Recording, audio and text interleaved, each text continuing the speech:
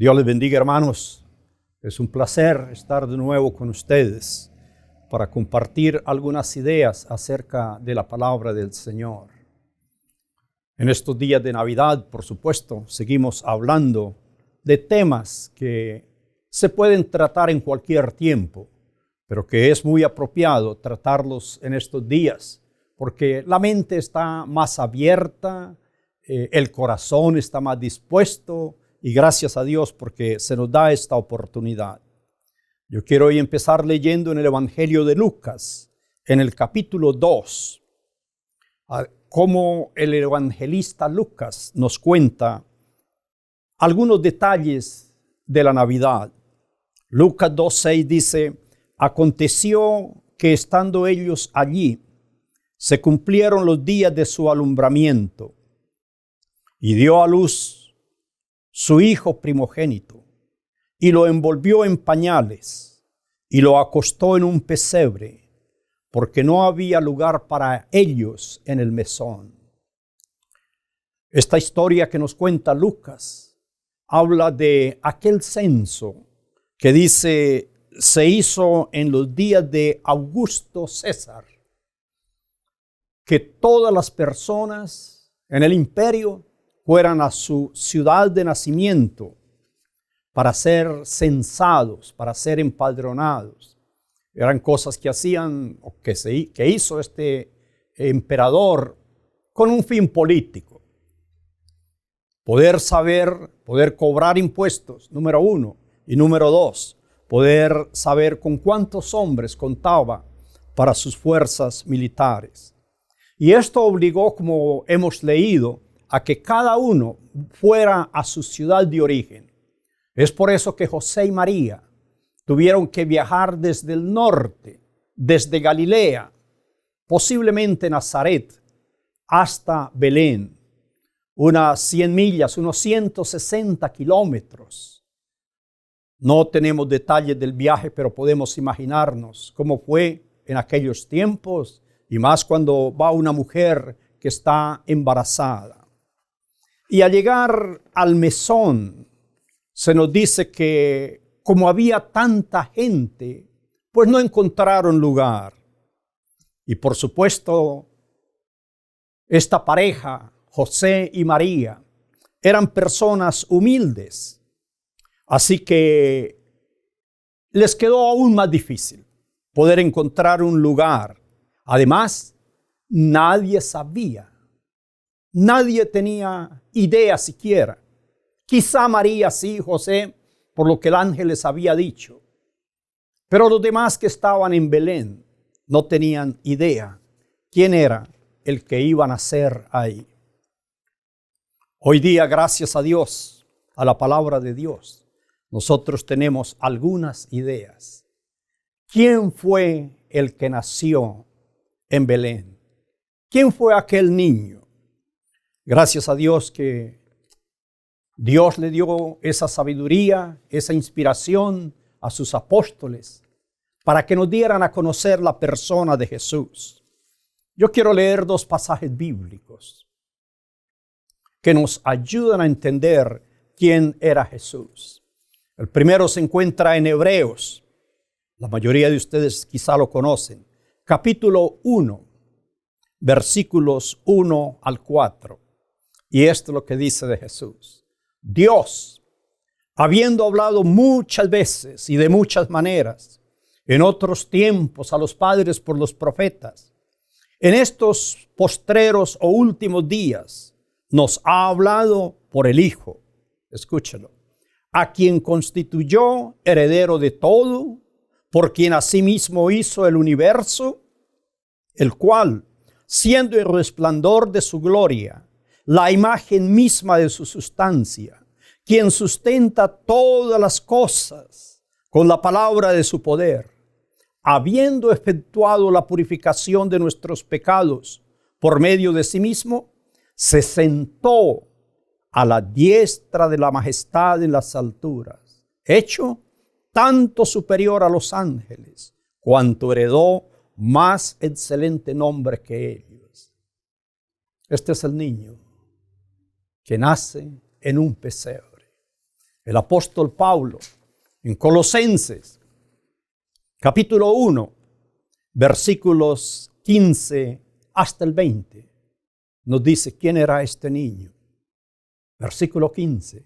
Él, Jesús, es la imagen del Dios invisible, el primogénito o el primero, porque en Él fueron creadas todas las cosas, las que hay en los cielos, las que hay en la tierra, visibles, invisibles, sean tronos, sean dominios, sean principados, sean potestades. Todo fue creado por medio de Él y para Él. Y Él, Jesús, el niño que nació en Belén, es antes de todas las cosas. Y todas las cosas en Él subsisten. Él es la cabeza del cuerpo que es la iglesia, el que es el principio, el primogénito entre los muertos, para que en todo tenga la preeminencia. Por cuanto agradó al Padre que en Él habitase toda plenitud, y por medio de Él, de Jesús, de Cristo, del niño, reconciliar consigo todas las cosas, así las que están en la tierra como las que están en los cielos, haciendo la paz mediante la sangre de su cruz. Gracias a Dios. Ese fue el niño que nació en Belén. Ese fue el niño, el dueño de los pesebres, el dueño de los mesones, para el que no hubo lugar en el mesón, el dueño del universo, para el que no hubo una cama, un hogar donde nacer. Estamos celebrando los días de la Navidad y me da la impresión, visitando a veces árboles de Navidad, con todo el respeto, familias, hogares, amigos, pero me da la impresión también que en muchas Navidades, en muchos árboles de Navidad, en muchas casas, en muchas salas, en muchos salones, tampoco hay lugar para Jesús. Jesús, el niño, es el huésped principal de la Navidad, el invitado especial de la Navidad, pero no hay lugar para Él. Cuando usted se acerca, mira el árbol de Navidad, ve una hermosa decoración y qué bonito que así sea. Pero usted se pregunta, ¿dónde está aquí Jesús? Casi me atrevería a decir que en la mayoría de aquellos árboles, de aquella belleza con que se celebra la Navidad, ni siquiera hay una Biblia. Usted puede acercarse al árbol de Navidad. Usted encuentra regalos para todo el mundo. Y qué triste. En muchos casos, lo que hay ahí son canastas de cerveza, canastas de licor para celebrar la Navidad. ¿Dónde está Jesús? Y es por eso que digo, tampoco hay para Él lugar en la Navidad. ¿Qué es cómo se celebra la Navidad? Generalmente, comida, por supuesto, baile, fiestas, embriagueces, etcétera, etcétera. Y usted se pregunta, ¿dónde está Jesús en esta Navidad? Pero no solamente no hay lugar para Jesús en el mesón, no hay lugar para Él en muchas Navidades. Pero Jesús, el dueño de todo el universo, por quien fueron creadas todas las cosas, y el dueño de Él, el dueño de las empresas y los negocios, Hay muchas empresas, hay muchos negocios en los cuales no hay lugar para Jesús. No hay lugar para la enseñanza de Jesús. No hay lugar para la doctrina de Jesús. Jesús dijo, el obrero es digno de su salario.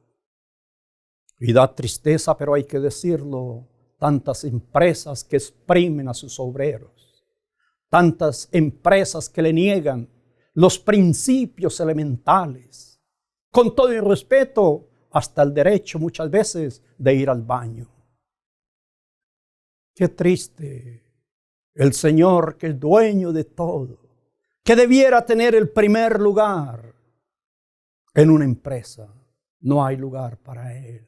Jesús, el que se preocupó por la salud de las personas.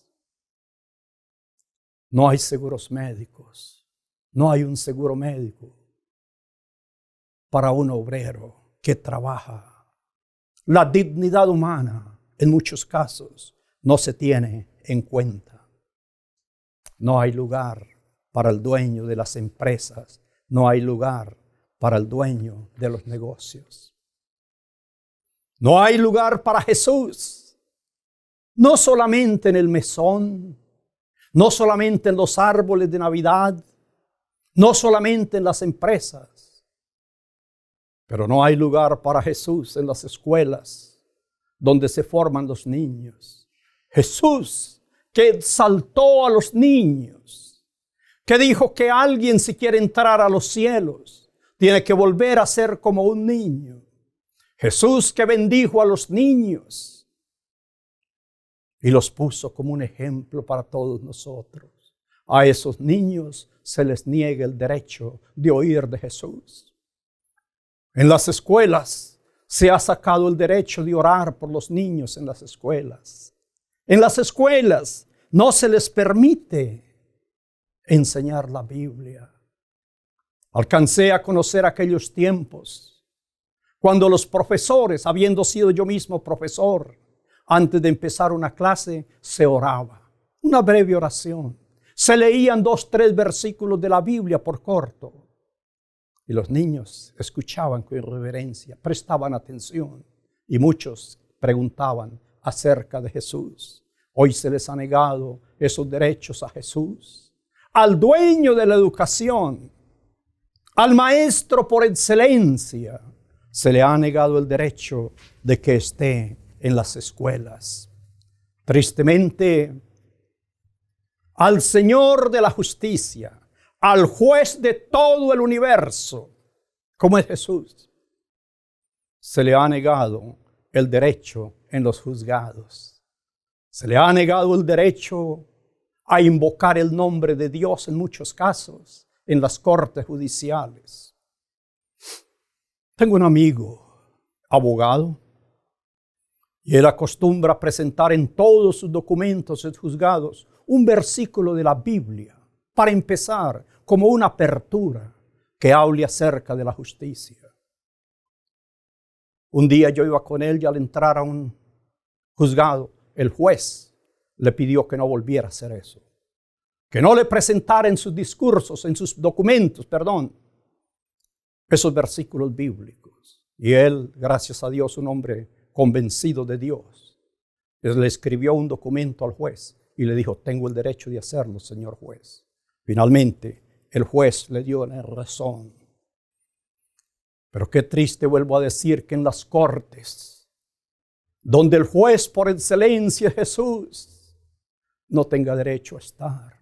Donde tantos inocentes son condenados. Como dijo el profeta, donde no hay justicia para la viuda, donde no hay justicia para el huérfano, donde no hay justicia para el humilde. No hay lugar para Jesús en muchas cortes. Pero no hay lugar para Jesús tampoco en muchas iglesias. El pasaje que leímos dice que Cristo por su sangre nos ha comprado.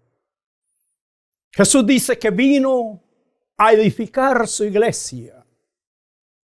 La vida de Jesús La sangre de Jesús fue por su iglesia. Vino a este mundo a rescatar su iglesia. Y qué triste que hoy día muchos de los cantos, de los llamados cantos cristianos, ni siquiera pronuncian el nombre de Jesús. ¿Y qué decir de la cruz? ¿Y qué decir del pecado? Y no menciona el infierno.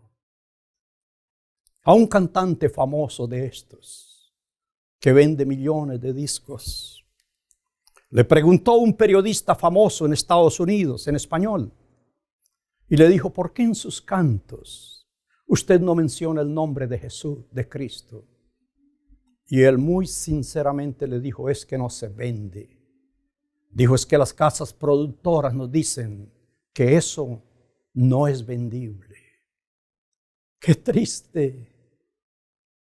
Cuando los ángeles cantan alabanzas al Señor, cuando los ángeles exaltan a Jesús, cuando la Biblia dice que en el cielo un cordero inmolado, que quiere decir con huellas, con manchas de sangre en su cuerpo, delante de él se postran seres celestiales para adorarlo. Y qué triste que en los cantos no se pueda mencionar el nombre de Jesús, la sangre de Jesús, la cruz de Jesús. Pero no solamente en la adoración, también en la predicación. Un predicador famoso en Estados Unidos, de esas llamadas mega church, iglesias inmensas, él lo dijo abiertamente, con mucha sinceridad. No vuelvo a hablar en la iglesia de la sangre, porque eso molesta a las personas. No vuelvo a hablar del infierno, porque eso no le gusta a las personas. Así que son púlpitos sin Jesús. Predicadores supuestamente hablando en nombre de Jesús, para los cuales no hay lugar. Pero no hay lugar tampoco en el corazón de muchas personas. La filosofía, la ciencia ha sacado a Jesús del corazón de muchos.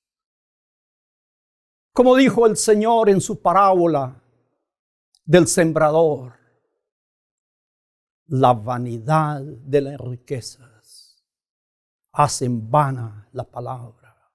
Y así es. Tantas personas en su corazón tienen lugar para otras cosas, para la fama, para el dinero, para la gloria de este mundo. Pero no hay lugar en el corazón de ellos para Jesús. A pesar de que no hay lugar para Jesús, o que no hubo lugar para Jesús en un mesón, para el dueño del universo, que no hay lugar para Jesús en muchas empresas, que no hay lugar para Jesús en tantas escuelas y universidades, que no hay lugar para Jesús en el corazón de tantos. A pesar de eso, Jesús sí tiene lugar para todos nosotros. Jesús dijo, vengan a mí los que estéis trabajados y cargados, yo los haré descansar. Jesús dijo, en la casa de mi Padre muchas moradas hay. Si no fuera así, yo se lo hubiera dicho, gracias a Dios. En la casa de Jesús, permítame decirlo, en el mesón de Jesús, en el corazón de Jesús, sí hay lugar. No para uno, ni para dos, ni para mil, para millones. Dice la palabra del Señor, para todo aquel que quiera creer. En el mesón de Jesús, en el corazón de Jesús, hay lugar para el alcohólico. En el corazón de Jesús hay lugar para la prostituta. En el corazón de Jesús hay lugar para el ladrón. En el corazón de Jesús hay lugar para el asesino. En el corazón de Jesús hay lugar para el ateo. Porque llegará el día en que tiene que invocar el nombre de Dios. Así dice la Biblia. Porque delante de Jesús se doblará toda rodilla y toda lengua, sin excepción, confesará que Jesús es el Señor. Gracias a Dios por ese niño. Gracias a Dios por ese niño que no toma en cuenta los desaires, los desprecios, todo cuanto le hicimos. Gracias a Dios porque su corazón es un corazón de perdón, es un corazón de amor. Y en esta Navidad, Dios permita que en su corazón, en su vida, en su casa, en su trabajo, usted le abra un lugar a Jesús. Usted le abra un lugar a la persona más importante de la Navidad. La palabra Navidad es una traslación, casi se puede decir, de una palabra latina, nativitate, que significa nace la vida para ti. Y eso es la Navidad. Nació Jesús, nació la vida para nosotros. Nació Jesús, nació la esperanza para el mundo. Nació Jesús, porque Él vive, nosotros también vivimos. Hermano, hermana, haga de esta Navidad lo más hermoso en su vida. Ábrale un lugar a la persona más importante, a Jesús. Yo quiero orar por usted. Que Dios te bendiga, que Dios nos ayude a abrirle nuestro corazón al personaje más importante de la Navidad, a Jesús, el Hijo de Dios. Vamos a orar. Señor Jesús, gracias por haber venido a este mundo. Gracias, Señor, porque en tu humildad, Señor, no escogiste un palacio, una mansión para nacer. Nació dándonos un ejemplo tan grande de humildad, de sencillez. Y gracias, Señor Jesús, ese corazón inmenso que tú tienes y esa misericordia tan grande para invitarnos a tu casa, para invitarnos a la mesa tuya. En esta Navidad, Señor, yo oro por cada hermano, por cada hermana, por cada persona que tal vez está viviendo solo, que tal vez está viviendo en tristeza, en depresión. Señor, que él o ella pueda ver que en tu casa Él tiene un lugar, una mesa y sobre todo el abrazo de la misericordia y el amor tuyo. Gracias, Señor, por haber venido al mundo. A ti sea la gloria por todos los siglos. Amén y amén.